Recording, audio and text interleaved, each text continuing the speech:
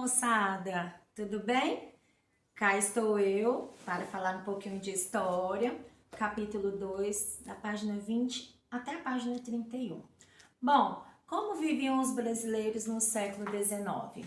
Segundo informações que nós temos, que nos chegam por meio de historiadores, vem de importantes fontes históricas, os livros e as fotografias. Livros que foram escritos lá no século XIX e também fotografias tiradas naquela época e que nos dá a ideia de como eram os hábitos dessas pessoas, os seus valores, o seu cotidiano. As pessoas daquela época, gente, elas não tinham o hábito de ler. 80% dos brasileiros eram analfabetos. De 10 milhões de brasileiros, apenas 12 mil frequentavam a escola. As meninas quase não frequentavam. E quando frequentavam, elas não passavam do primário. Então, a escola era frequentada, na maioria das vezes, por meninos, né? Só os homens estudavam. Mesmo assim, livros eram publicados e uma geração de jovens escritores surgiu no século XIX, ainda no segundo reinado. Um movimento muito importante daquela época foi o romantismo. E José de Alencar foi um ícone, escrevia sobre o amor entre pessoas e o amor pela pátria, pela natureza, pela religião, pelo passado.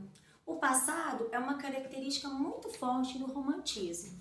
No livro de história de vocês, aqui na página 20, fala sobre o livro que teve o maior sucesso de José de Alencar, o livro mais famoso, o Guarani.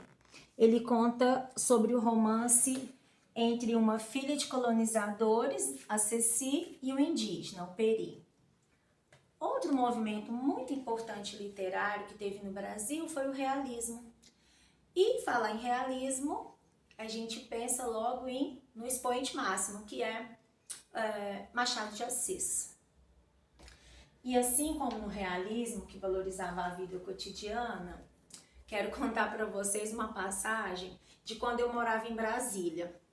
Lá teve a história de amor de um casal de macacos, onde o macaco atravessava um lago para encontrar a sua amada. E dizem que os macacos, alguns cientistas falam que eles não sabem nadar, outros estudos falam que eles nadam, mas com muita dificuldade, que eles têm medo.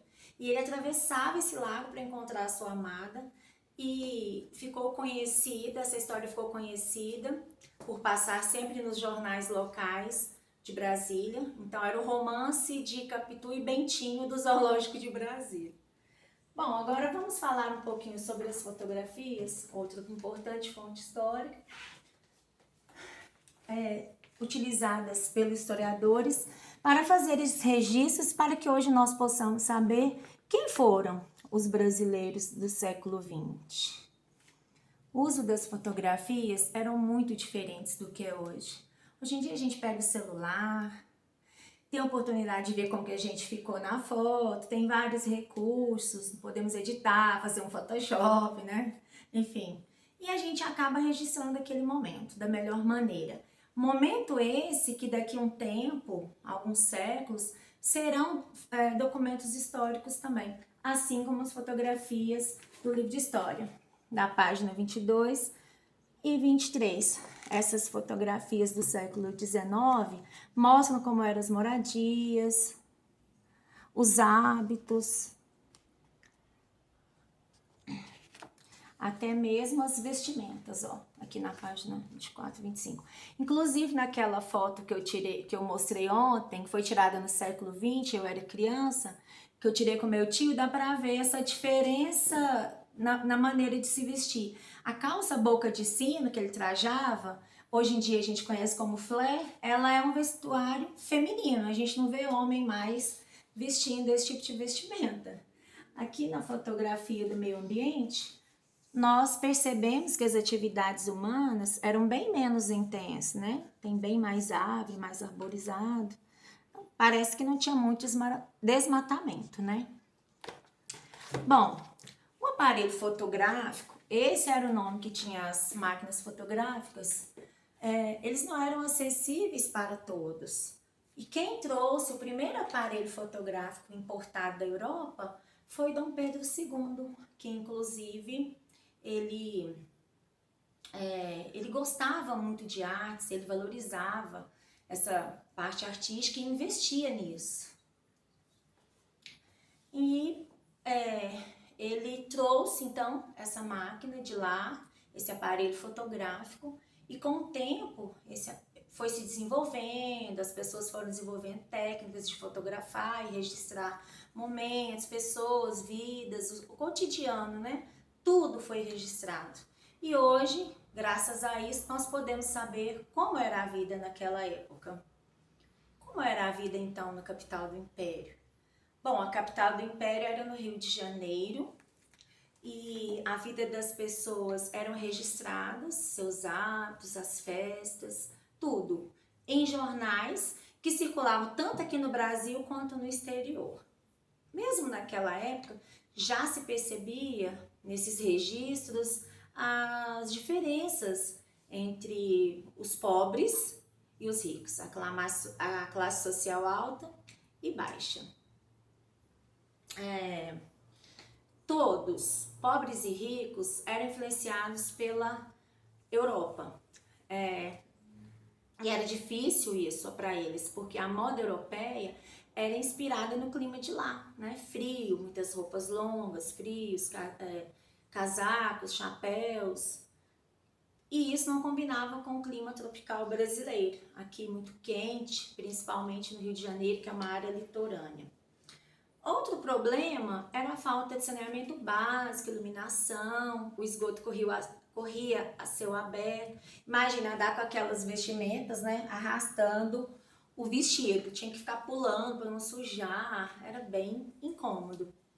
No século XIX, no Rio de Janeiro, a maioria da população era pobre. Tinha muita falta de infraestrutura, né? Mas mesmo assim, isso não impedia que os moradores se divertissem. Festas e danças eram feitas, assim como nós comemoramos momentos, datas, né? Até hoje. Esse ato de comemorar no nosso país veio desde a chegada da família real em 1808 aqui no Brasil. Eles comemoravam festas religiosas, momentos cívicos. Até hoje, por exemplo, nós comemoramos a Festa do Divino, que é uma festa que vem logo depois da Páscoa e que tem origem lá no século XIX. Tem o Carnaval, né? Que antigamente tinha o intrudo, que eles tinham brincadeiras onde um jogava no outro limões, né, de cera com água de cheiro, águas perfumadas, mas infelizmente alguns começaram a tirar coisas impróprias e aí foi proibido. Hoje em dia o carnaval é comemorado com marchinha, serpentina, muita alegria, confete, assim como a gente dança lá no Pirim Pimpim na nossa escola no carnaval. Outra festa bem antiga é o batuque. O batuque é uma festa de origem africana e ela tem uma importância porque ela foi uma das festas que deu origem ao samba, que é uma festa tão atrativa, né? Atrai turistas do mundo inteiro aqui para o Brasil. Bom, dando uma repaginada no capítulo 2, que eu já havia explicado, né? Todo esse capítulo, nós já fizemos as atividades da página 20 até a página 31. Nós já fizemos, já corrigimos tudo, mas se tiver ficado alguma dúvida, eu peço que vocês mandem para mim as dúvidas, né? Para a gente saná-las e darmos fim a este capítulo. Vou ficando por aqui, até o próximo vídeo. Grande beijo para todos.